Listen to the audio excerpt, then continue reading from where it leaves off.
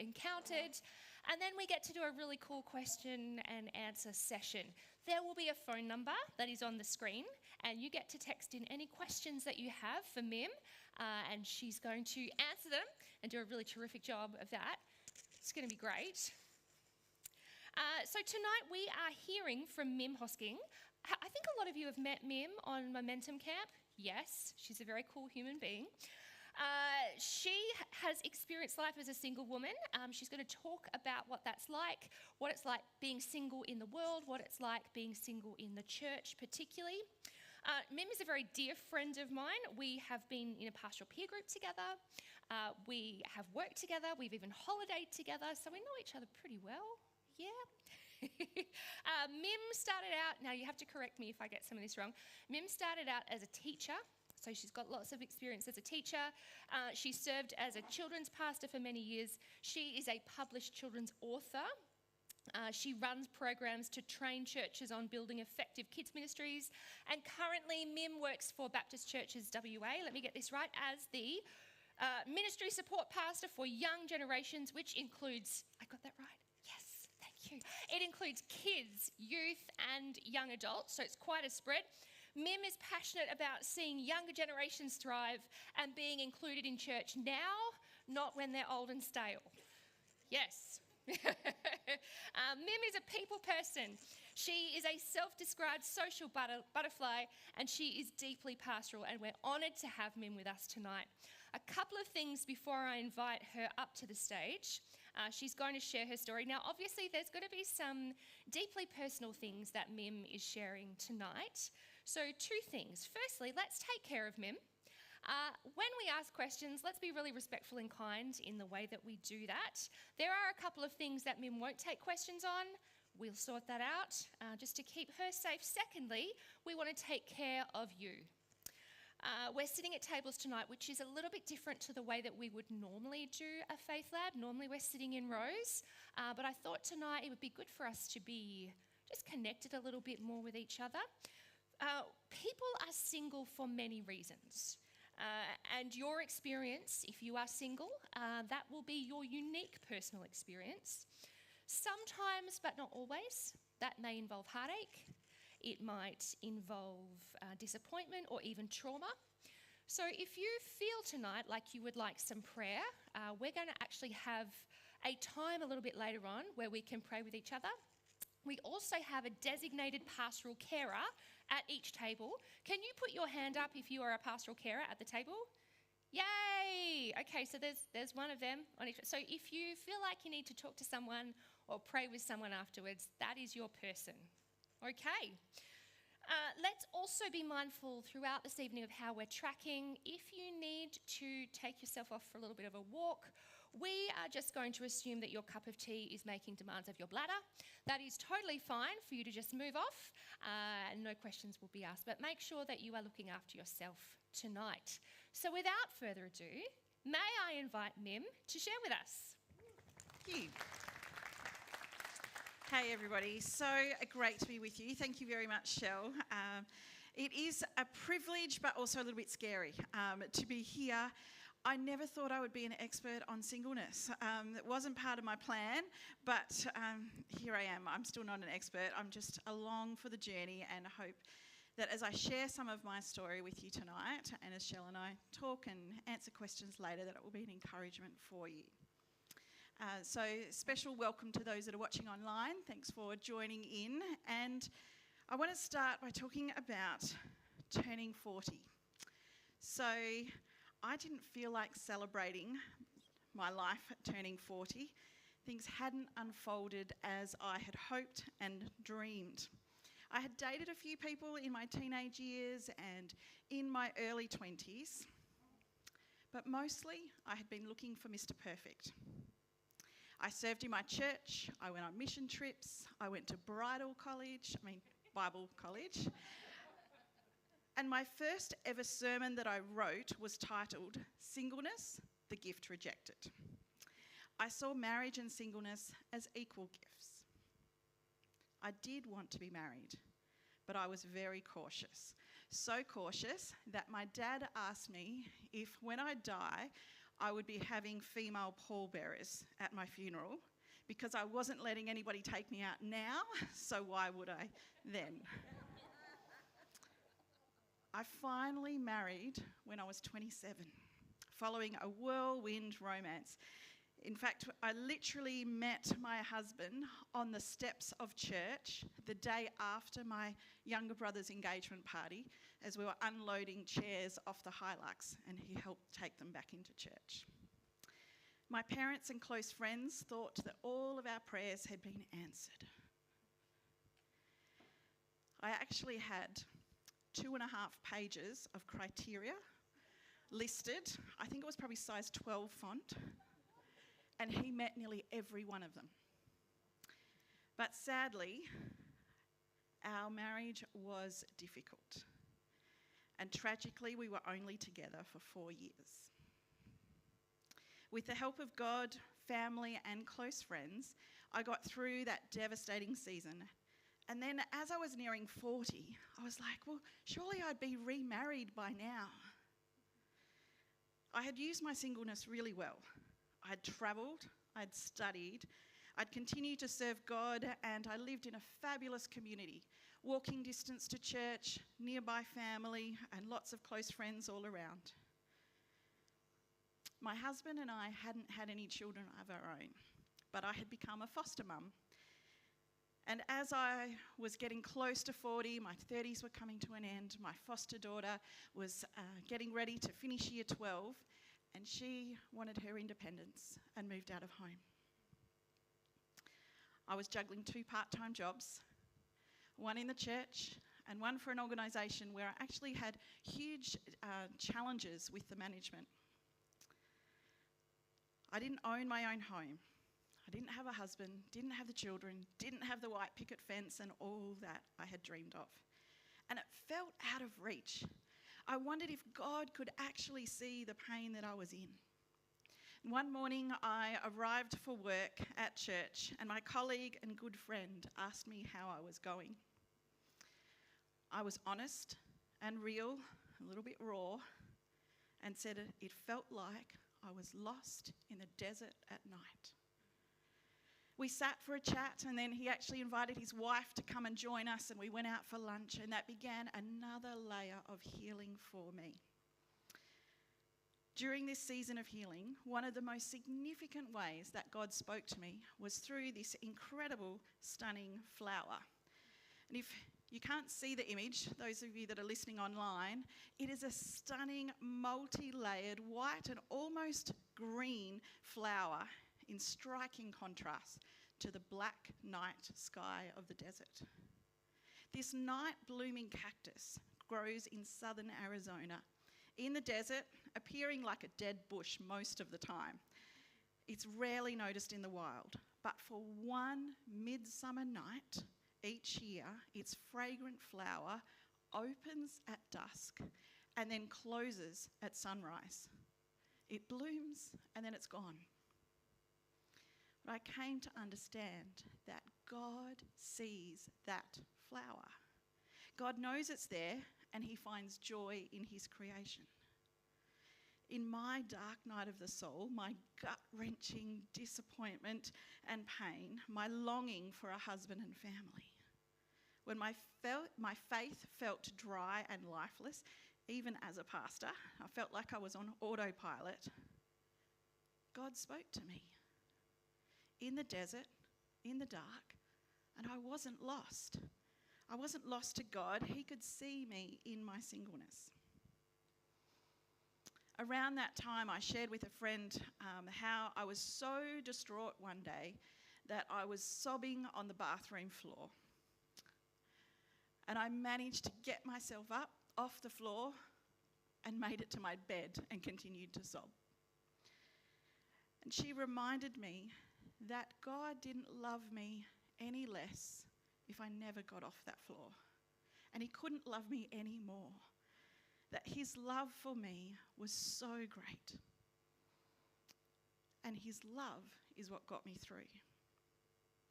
I started to make small steps of self-care, like cleaning the house, cutting my toenails and shaving my armpits and things like that, the things that, you have to do to look after yourself. But eating well and going for a walk and spending time with friends helped too. But the most important thing for me was spending time with God.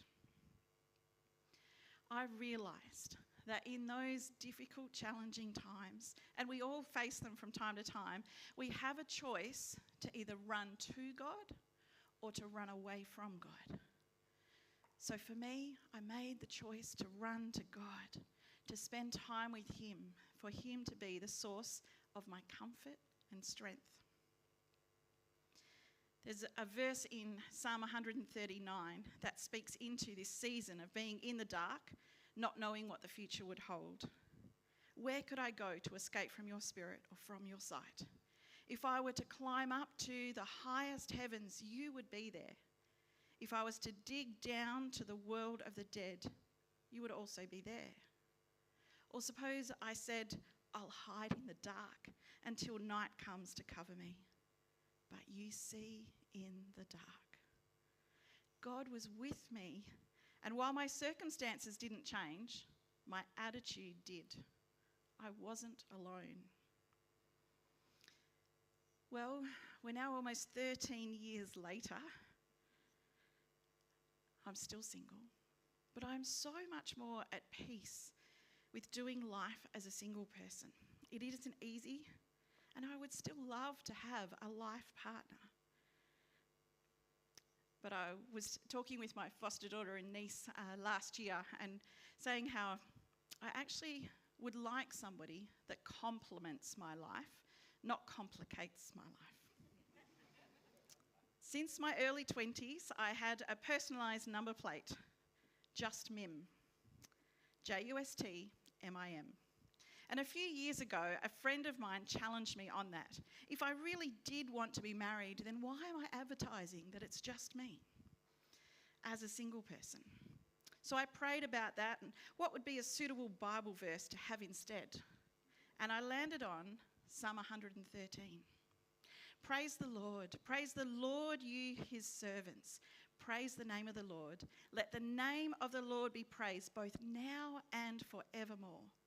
From the rising of the sun to the place where it sets, the name of the Lord is to be praised.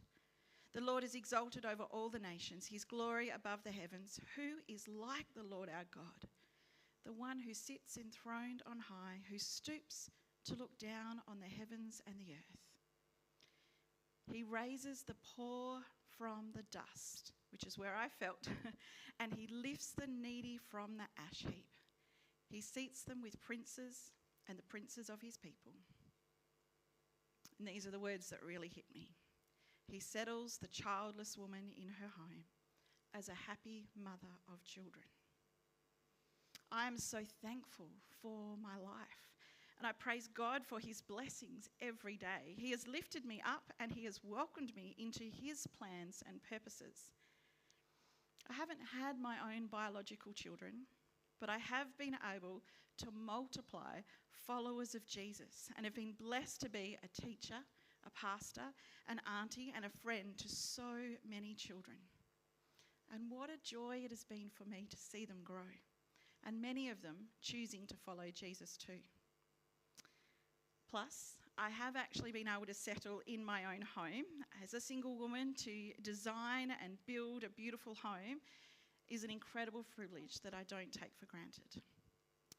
From the rising of the sun to the place where it sets, I will praise the Lord.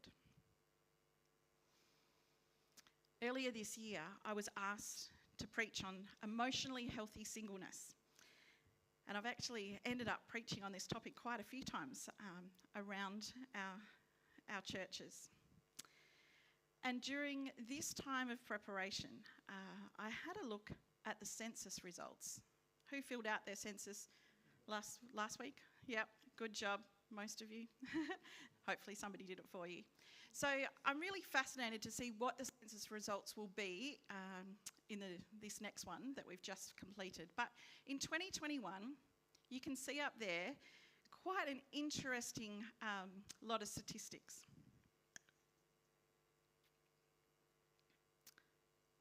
that we have here where we are tonight in Dianella. We're not actually in Inglewood, we're in Dianella.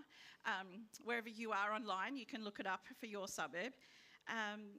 That there are slightly more married people in this suburb than the average of the whole state. Inglewood, however, the suburb just around the corner, has more singles than married people. So if you look at the number of people over the age of 15 who have never been married, it's just over 33%. But even if you take out those between 15 and 19, which is 5.4% who are aged in that bracket, there's still 28% of the adults in this suburb who are single. That's around 1 in 4 who have never married. 45% were single in 2021. Perhaps this surprises you, or perhaps it actually confirms your experience and maybe even takes the pressure off just a little bit. Most churches average between 30 and 40% of their congregation, their adults who are single. 50 years ago, it was 5%. As Shell mentioned, people are single for all sorts of reasons and everyone's story is unique. And while I love this image of this beautiful tree and the stages of life, not everybody's life looks like this. It's not necessarily a linear progression from one stage moving smoothly to the next. While we all start off single, it might look a little bit more chaotic. It could be a long season of singleness, or it could be that you're not married yet or never married, and many will be single again. Perhaps a single parent or single without children, divorced or widowed, and they are very different circumstances and need to be navigated with sensitivity if you're coming alongside people in those circumstances. Some long to be with a lifelong partner, and others are quite happy to celebrate being single, and most will kind of fluctuate between the two. And some people might be married, but their partner is absent, either emotionally, physically, or spiritually, and they might be navigating a large part of their life going it alone. For some, you may never ever progress through all of these stages of dating and marriage, and singleness seems to overwhelm your whole life. Or you might feel like you don't even fit on the tree at all. You feel left out, overlooked, and in the margins of society, where being in a relationship or in a family is so often the dominant expectation. Those who are struggling with being single might cry out the words like those in Psalm 61. Please listen, God, and answer my prayer. I feel hopeless, and I cry out to you from a faraway land. Lead me to the mighty rock high above me. You are a strong tower where I am safe from my enemies. Let me live with you forever and find protection under your wings, my God. However long or often your season of singleness is, my hope is that you will know the love and provision of God to hold you in that season. And if you're walking alongside others who are single, I hope that together you can trust God's plans and timing. I almost dated somebody a few years ago. We had met at church, and we'd had many long chats, including walks along the beach and going out for frozen ice cream and sharing with one another what we'd been learning in God's word and what our dreams and hopes for the future might be. I was hopeful that something more was developing. And I'd even messaged him over the Christmas holidays and said how I wished that he was with me on holidays and planning to spend time with family and friends. And he was like, yeah, that sounds fantastic, maybe another time. When I came back from my holidays, I did that awkward thing that singles often do. I went out for dinner in a restaurant with my parents. And we were sitting there having our dinner, and he walked in to the restaurant holding hands with somebody that I'd never seen before. Our friends owned the restaurant, so she was introduced to them, and they were chatting, and he made a beeline straight to our table, almost sat down with us, but stayed standing, introduced himself to my parents and asked how my holidays were, had a lovely chat. And then he finally remembered, oh, that's right, I've got somebody else with me, and went and sat at a table. He actually invited us to join them. And I just looked at my mum. I was like, we need to go now. The shock of seeing somebody that I was hoping to have a life with, he'd chosen somebody else. So I bravely got up, said bye in a very confident, smiley way, got to the car, took a deep breath, and navigated the shock. But again, I came back to these words from Proverbs. With all your heart, you must trust the Lord, not your own judgment. Always let him lead you, and he will clear the road for you to follow. Don't ever think you are wise enough, but respect the Lord and stay away from evil. This will make you healthy, and you will feel strong. I don't know why I'm still single. I don't understand why I have amazing friends, beautiful people who are active and engaged in life that just haven't met the partner to do life with. But I do trust that if I was meant to be with someone, that God would provide the right person at the right time, and will continue to help me to be content with the life that I have. I am not just sitting around waiting. I am living in the here and now and making the most of what I have. And I know life is far better when you have friends to walk with, but above all, having God to lead the way. Jesus is my constant companion. The Holy Spirit brings comfort and wisdom through it all. And I hope that each one of you will also find peace as you journey with those who are single, or as you are single too. So thank you for listening. Thank you so much. No worries. I love what you said, I think right in the middle, about you having a choice between running to Jesus or running away from Jesus. And I think from listening to your story, you've really made that clear choice, and you've seen that faithfulness just following you through. So thank you so much.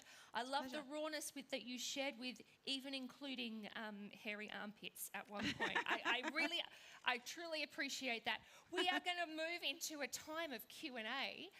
So there is a number on the screen, and if you've been with us at a Faith Lab before, you know that you need to text in pretty quick, because we get quite a few questions coming through. But as you are texting your first questions, I've got one of my own. Great. May I ask you a question? Sure. Okay, what are the most common misconceptions that you hear about singleness? This is fun. So my friends and I, we often have catch-ups, and we chat about, life and singleness and cheer each other on. So I've actually put together a list of what married people think singleness looks like. So we'll have that come up on the screen. The first one is endless freedom. Lots of married people might think that we can just have late nights all the time and spontaneous plans and no obligations, plenty of time to serve in the church community. The second one is that we choose to be alone, which is, they think it's peaceful, relaxing, and quiet. Then there's the uncomplicated life. Fewer responsibilities and no relational stress. If you're single, you're already starting to chuckle at these. Then there's time to find yourself, as if life is a long personal retreat. There's a season of waiting, which means that they assume that we're incomplete unless we are married. Plenty of social activity, assume to always be surrounded by friends. And then there's financial flexibility. I can choose how I spend my money. And emotionally light, imagining that life must be carefree, unburdened, and totally independent for single people. Wait, it's not? So the reality is and if you're single, you might identify with these ones, that there is freedom with limits. Everything rests on your schedule, your income, and your energy alone. Shell, who puts the bins out at your house? Yeah, me. Yeah. Actually, sometimes it's Nikki. Oh, that's my single sister over there. We you share get to a house share together. the house together. Yeah, I send a text reminder message. to be able to do it. Yeah. But it's not something that you can leave to somebody else. No. You're responsible for it. Getting Yep. the car serviced, organising the gardening. Nothing is shared when you are single. You have to think about it all. And it can be physically and emotionally exhausting. Mm-hmm. And loneliness isn't chosen. Those quiet moments can really sting. We have a friend who has a great saying, people who have people have people. So if you're single, you don't have the children and the husband and those other people that also have their networks of social connections. So it can be very lonely. It can also be very complex and full with all the things that you have to juggle and be responsible for and make every decision, which can be exhausting. There is deep formation, but it's not easy. It's actually really hard to process that deep soul work. Is singleness a legitimate calling? I actually think it can be. It's not just a waiting room, waiting until the next thing happens in life. In contrast to some of the movies, we can be complete without the other person. We're complete because of Jesus and a relationship with him. And there are social gaps. A friend of mine, I caught up with her at a birthday party earlier in the year, and she was saying that really for 15 to 20 years, she didn't have much contact with her closest friends because they were so focused on raising their children. She didn't have children, so she was left out of that social and friendship group for quite some time. There's the financial pressure. Every bill has to be paid, and it's interesting with holiday packages and food packages. They're all family size kind of things.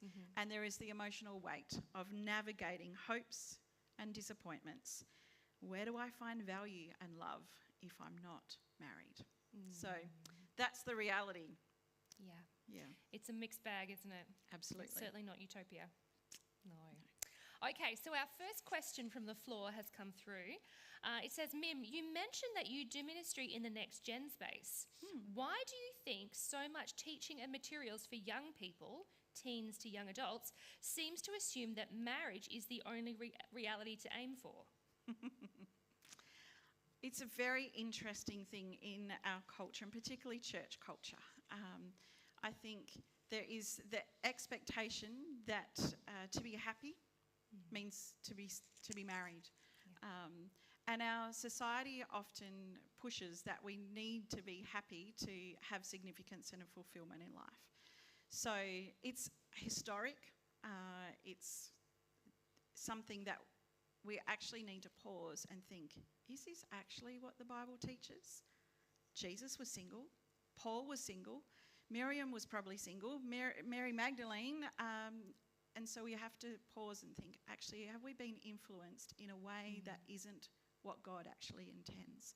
So it is tricky. So part of my role of going to visit churches is to ask those questions and to help us to think that being married isn't the only way of having a fulfilling life. That's terrific. Yeah. Really good. Okay, next question. Is there any advice you could give to prevent bitterness creeping in when life doesn't go the way one wants? Yeah. It's really tricky. There's probably a number of things that you can do. Having other people that you can talk to. I was just sharing today with some friends that I was new to a church and thought, oh, this will be great. There's a bunch of single women in this church.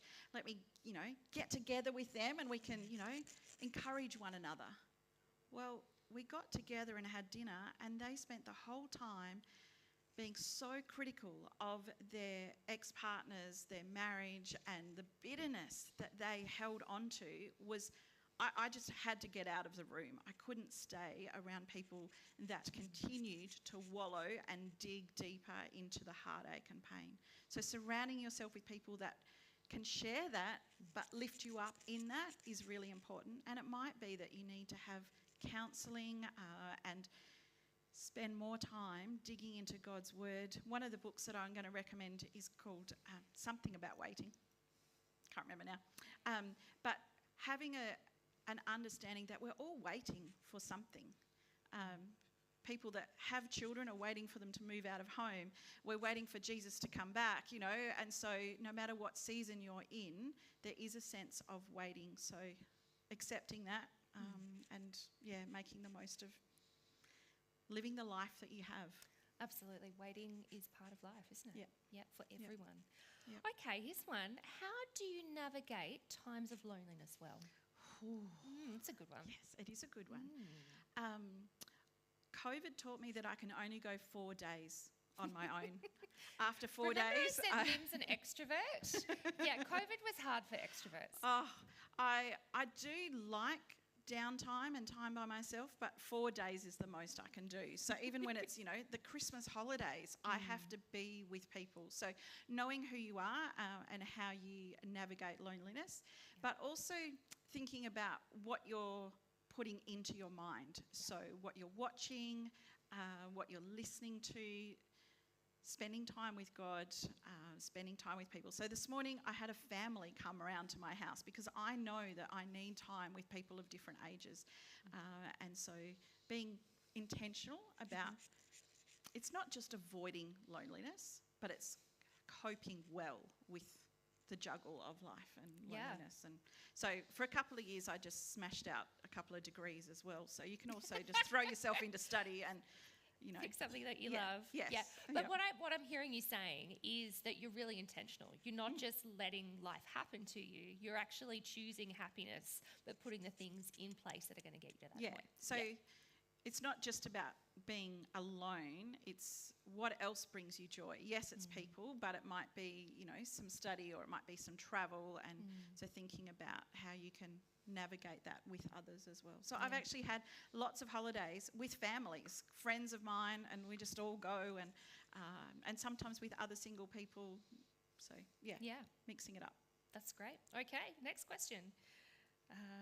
How many friends did you have trying to help you find someone? Maybe, as a single woman, I'm like, I'm going to change that to did you have, to do you have, because I feel like this is something that never stops. I feel like it started to slow down a little bit as I've gotten past 50. I think some friends and family have just said, we give up now. That's so harsh. I don't know whether that's good or bad.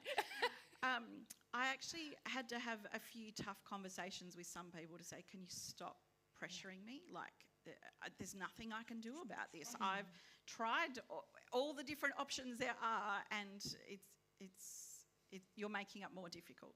So having somebody that comes alongside and says, how can I help you in this season? Rather than, I know a single person, can I set you up with them? It's like, just because they're breathing and single does not mean that they're necessarily a compatible person.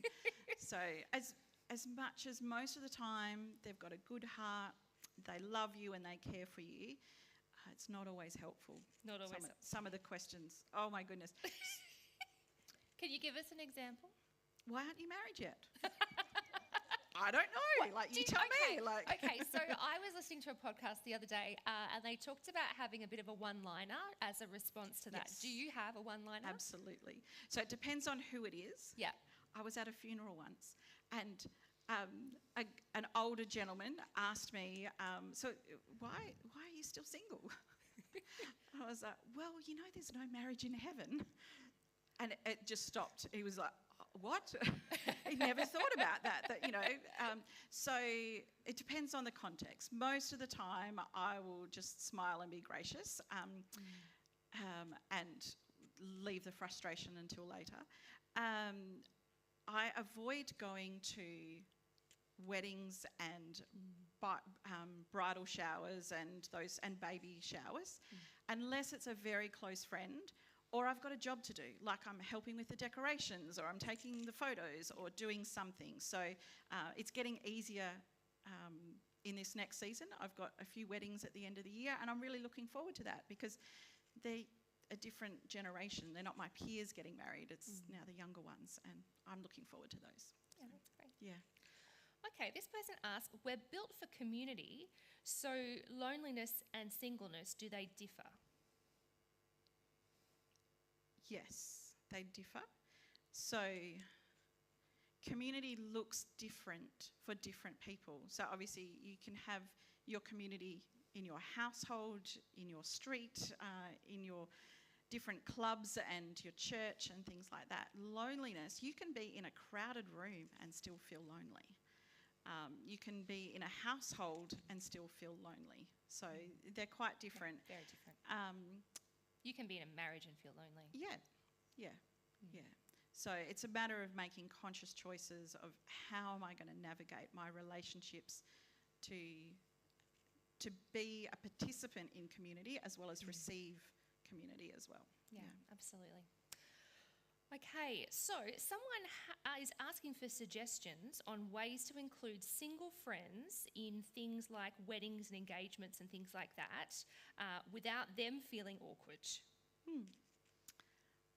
It's good just to ask them, like, what would you feel comfortable in doing? Soon after my divorce, one of my close friends, who'd actually been a bridesmaid of mine, she was getting married, and so she asked me, what would you like to do at the wedding? Do you want to participate in any way? And it was wonderful just to be able to have a camera and go around taking photos. It stopped people talking to me, which is what I actually needed. Great. So just ask them, what are they comfortable with? They might not have skills with taking photos. They might prefer something else, or they might say, actually, I love you, but I can't come. And that's actually all right. You can have another time where you, spend time together. So absolutely. Yeah. I think there are different ways that friends can show how much they value and appreciate you. It doesn't have to be the big thing. Yes. Yeah. Okay, you mentioned having a list before marriage. I thought somebody might ask about that. Yeah, okay. Yep. Has your list changed since then? Yes. And for those recovering from Christian heartbreak, what is important to keep? So I wrote the list after breaking up with a very serious boyfriend in my early 20s, and I had 5 things on the list. Then I dated again, and the list grew. Now the list has shrunk right back down. I wouldn't say it's just loves God and loves me and that's it. There are a few other things on the list, but it's certainly not as particular as it used to be. And the things that you would want to consider is their character, who they are, and their trustworthiness. So, yeah. That's really good. I have a few questions coming through about the church and how we can offer better spaces, but we're going to address that at the end. So if that's hold on to that. Hold on to that question. We haven't forgotten you. Any tips for online dating, Mim? I've chosen not to do it in this season, but I have done it in the past. So I don't even give my name to the fish and chip shop. So when you do online dating, don't use your real name. That would be one thing, particularly if you've got an online presence and they'll Google you and find you and turn up at the church that you're speaking at or something. If you want to, there's different sites that, and I didn't know this when I first started. I was just like, it's a whole new world out there. And it changes all the time. Find out which ones actually have Christian people and which ones are people that are just claiming to be Christian, or and filter that through. Spending time talking with somebody online isn't the same as meeting them face to face, but it's worthwhile doing that for a season and then meeting them. If ever you want to meet somebody face to face that you've met online, public places only, have your own transport so you can leave, do it during the daytime, and so you're not leaving yourself vulnerable, and tell somebody else, or maybe even multiple people, that you're going to be going on a date with somebody. Can you just message me or call me, 10 minutes in to check that I'm okay, and just have that safety around it, because there are some really weird people that will take advantage of you and hurt you. So you want to protect yourself as much as possible. Yeah, they're good tips. Yeah. Like that. But okay. I have met people that have met partners successfully and it's worked for them, but it's not everybody's thing. Not everyone's thing. Okay. Oh, I've been waiting for this question. What do you say specifically to the theology of God has the right one for you, etc.? That's really tricky because that's what I had also grown up with. And then to discover that it's not true is really hard. I think one of my friends described it as there are lots of people that would be suitable, but you have to both be willing to make it work at the same time. You know, it's not just he's the right one or she's the right one and it's all going to be perfect, because marriage is hard and any relationship is hard, and you both need to be committed to working it through and resolving all of your own baggage and stuff, and being healthy. And it's a tricky one because there is definitely wrong people, but I'm not sure that there's only one right person. That was going to be my follow-up question. Okay. Is there one person for you in the world? I don't think You so. don't think so? Yeah. What do you think? Oh, absolutely not. Gosh. I think that would be really disappointing, because what if you got on the wrong bus and then you never crossed their path? I think that would just be dreadful. Yeah. No, and I think also people change throughout their life. So even if you marry young, like we did, you're both going to be growing and changing over time. And even if your marriage stays together, in your 30s, you're not the same people that you were in your 20s. So you're just growing and you're changing with each other. It's about the commitment to love that person as they grow and as you grow. Yep. And hopefully you're growing in the same direction. Yeah. Yeah. Yeah. It's good. Mm-hmm. Okay. What advice would you give to someone who fears being single forever? Yeah. I think part of it would be unpacking what that fear is about. Yeah. If it's the fear of slipping in the shower and nobody noticing you for days, then there are things that you can put in place. Having others check in with you. If it's a fear of finance, or like unpacking what that fear is about, and then working out ways to accommodate or adjust or to care for yourself in that. And maybe it is that you share a house with other people. You don't have to live alone. Or it might be that, you have other ways of meeting those needs that are unmet. That's good. Okay, one last one from the floor. Why do you reckon there's no marriage in heaven? We're not going to be fussed about it. There is a verse, I can't think of where it is, but Yeah, there's a it's in verse there. that talks about, that there's a lot of things that won't be as important in heaven as what they are here on earth. Yeah. We're going to be too focused on Jesus and celebrating that. We'll know people, we'll recognise people, but there won't be the same type of relationships in heaven as we have in here. So, yeah. Awesome. Alrighty, so you have been preaching on singleness at, and how many churches now? I feel like Maybe about 4 or 5. I feel like you're going viral. It's crazy. This is good Crazy. stuff. We're getting the message out there. We're going to have T-shirts made. What's the general gist of the passage that you use, and how does that link to the advice that you have for churches in regard to becoming places where singles can thrive? Yes. All right. So I do have a couple of screens to show you that relate to this. So the main passage that I've been looking at is based on Genesis 16, where there's a story of Hagar. So Hagar, she runs away from Abram and Sarai, who changed their names later to Abram and Sarah, and she finds a place to rest by a spring. And this story really highlights 4 things about Hagar. So if you go to the next screen, we can see that she is an Egyptian slave. She's running away. She's alone in the desert. Her future is uncertain. But God meets her in that place. God knows her name, sees her in the desert, hears her cry, and has a plan for her life. So from that, there are the 4 areas of knowing, seeing, hearing and planning that are different, I guess, overarching themes that we can look after singles in our church in that space. So the first area is to know them, not just by name or the stereotype, oh, they're all the single ladies over there, but to actually... Single ladies. Yeah. We have a theme song. We do. But to actually ask questions of them rather than assume. So find out if they are feeling lonely or if they're enjoying their singleness. Know if they actually have a household of people that they live with. Some will have children and grandchildren that they're responsible for. Others will live alone. And some are longing for marriage and others are like, no, I'm quite okay. I'd rather be on my own, and even celebrate their singleness. So get to know them, ask questions and find out who they are. Then the next one is to recognise the realities of living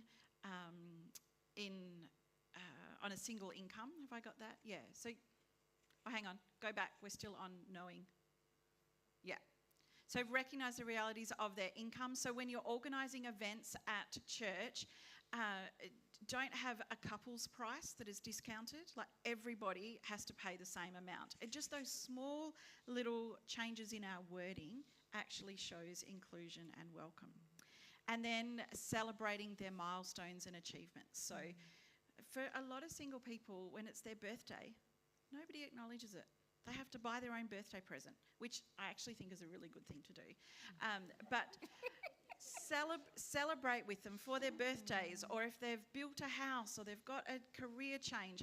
People that are in families will often have those types of celebrations, but if you're on your own, then you need your friends or your church community On to that theme, do you have some recognise them. tips on how people can celebrate? Because you are a celebrator and I love that about you. What are some ways that people can celebrate milestones for singles? It depends on what it is. So generally on my wedding anniversary, I will actually go to significant places that was part of my story, and spend some time just thanking God and praying, and almost like creating new memories in those places, that though the memories from the past don't hold on to me, I'm in charge and I'm in control of that. So I love taking myself out for meals, generally daytime meals. Sitting in a restaurant at night by yourself is kind of a bit weird, but I do it. daytime is fine. I enjoy the weird looks that people give me. Yeah. And Is somebody else coming? There's an empty chair. Yeah. But I would often take my prayer journal, and I'll be journaling and praying and celebrating in that way. And sometimes I'll do random things like throw an engagement ring off the gap in Albany. We did that. We did that. We had champagne. It was great. Yeah. Yeah. So different ways of celebrating at different times in life. But yeah. Awesome. Okay, so then seeing those people, seeing their full identity. So one of the things I want to say, if you're a parent, you have not failed as a parent if your adult child is not married. So recognise their full identity, who they are, is valuable, not just because they're married or not. Being or popping mindful. out grandchildren. Sorry? Or popping out grandchildren. Yeah. Yes, yeah. So, being really mindful that your success and who you are is not based on your marriage and singleness status. Using inclusive language then really matters. So, Shell, you told me about this. There was a church that was having a church picnic. Do you remember how they advertised it? No. Church family picnic. Oh, yes. Dogs and singles welcome. Don't do that.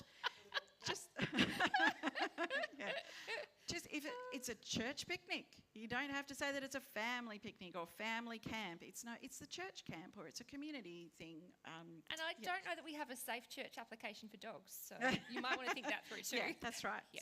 So being careful with your language, and then the next thing in seeing is to invite singles into leadership roles. That so often in churches, if you don't have children or you're not married, well, you haven't had enough life experience, so you can't be a person in leadership or authority. So just being cautious of that, giving space to people that they do have life experience. It just looks different. And so they can be in leadership roles. Do you want me to keep going? Sure, this is gold. Okay, Yep, keep going. So then the next one is to hear. So invite their perspective. So listen and notice things. If you're planning an event, particularly for Mother's Day or Father's Day or Christmas, ask the singles, how would this work for you if we did this in our church? Or what are your ideas of how we could be celebrating? And asking them very thoughtful questions. So this comes back to what we were saying about before of being insensitive sometimes. It's, why aren't you married yet? So don't ask, have you tried online dating?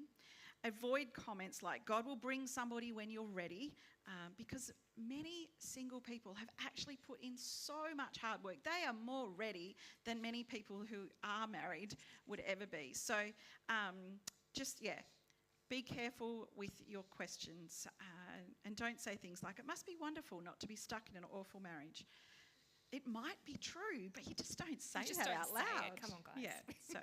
So intrusive and insensitive words can be painful and imply that something is lacking with a single person.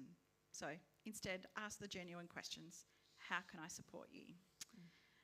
And then the last thing is to plan. So this is where the community can be intentional, how you structure things. So you don't have the singles group, because that actually overemphasises there are single people and they might want to be with other people.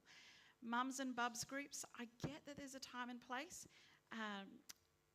but if you can also have all-in activity as well, so that there's time and place for people of all ages to be together. I reckon kids' church is actually one of the best intergenerational places in our churches, particularly if we've got men and women and people of all ages involved. So not having couples nights, have as many intergenerational all-in community events as you can, because most of the time we just want to be around other people and having those friendships. And if you're a person who is married, don't be afraid that the single person is going to steal your husband or wife. If there's, you're in a public place, just have safe conversation. Don't feel like you have to stand between them. Can I add another one in there as well? Go for it. Don't feel like you need to invite another single person to dinner if you're having a single friend over, because that feels like a setup. Yes. Yeah. And if you are waiting to find another single that is available to come, then you might not ever invite any of the singles to come either. So just have an open invitation to people. Be thoughtful with those invitations for meals, for holidays, for board games nights. Don't just assume that they'll be busy, because they're probably not. If they're single, they might not be that busy. And don't assume that they would rather be alone, but invite them. The simple invitation, would you like to sit with me in church? Would you like to go out for lunch? Sunday lunches is often one of the loneliest time for single people, so inviting them to participate with you, and keeping it simple. It doesn't have to be fancy. It can just be takeaway, or it can just be an afternoon tea or something like that. That's awesome. And the biggest thing would be surround them with the spiritual family and support. For mutual support, we can learn and grow from each other. I absolutely love being an auntie to so many of my friends' children and having great conversations with both genders, and just having holidays together and all of those types of things. It's been really rich and rewarding for my life to journey with others and have them include and invite me along. So our churches can be wonderful places for community and connection and relationships, extending beyond the church walls on a Sunday into one another's lives. Yeah, really, really good. I think people are lonely out there, and I think that there is a lot of potential for churches to be places where lonely people can find community. It's really good. Yep. Okay, so one last question. Resources. Do you have resources that you can recommend for single people? I did bring a couple. Oh, good. Excellent. We've got some that will be up on the screen as well. Mm-hmm. So these are a few books that I've read over time. Now, one of them, this one, Don't Buy the Apple Till You Check for It. It's pretty old and outdated in some ways, but it just is so helpful if you are even dating somebody or you're thinking about dating somebody and you're not quite sure what characteristics to look for. The Sassy, Single and Satisfied. This was really helpful for me to embrace life. The Seasons of Waiting, that's the one that I was talking about before. So that one is, great for anybody in any season. And a friend of mine in Victoria wrote this one, which is actually for churches, What We Cannot Be Alone, Understanding Singles in God's Family. And it was as if she had just taken all of the things floating in my head and she's put it in a book. So that was really valuable for me as well. And we got another one today. And I didn't get a chance to put it on the overhead. I'm sorry. There is another one. There is another one. And there are some online ones. So these are just ones that you can listen to.